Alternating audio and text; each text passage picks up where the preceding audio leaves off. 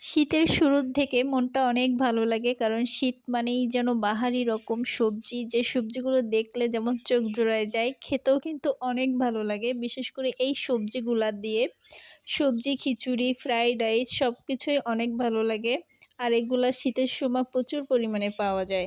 বিশেষ করে পিঠা বাঙালিদের জীবনে শীত মানেই যেন একটা পিঠা, শীত আসলেই প্রতিটি বাঙালির ঘরে পিঠার একটা উৎসব লেগে যায়।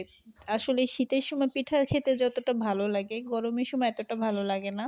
আর গরমে আসলে এত পিঠা বানানোও হয় না। শীতের সময় যত পিঠা বানানো হয়, যার জন্য আসলে শীতটাকে অনেক মিস করি গরমের সময় এই পিঠাগুলি খাওয়ার জন্য।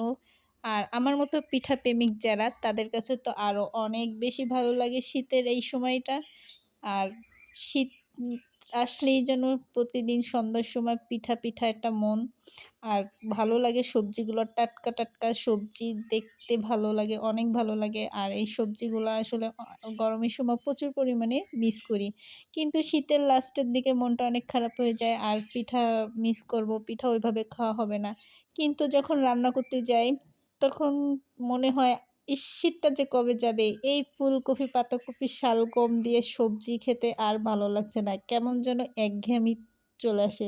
এইজন্য শীতের লাস্টের দিকে এই সবজিগুলো আমার আর ভালো লাগে না। মন চায় ধুরো কবে যে গরম আসবে আর এই সবজিগুলো খাওয়া বাদ যাবে। প্রতিদিন এক তরকারি আর ভাল লাগে না। তো আমার মতো কোন, কোন আপুর এরকম মনে হয় দুপুরে রান্না করার সময় শীতের লাস্টের দিকে অবশ্যই কমেন্ট করে জানাবেন।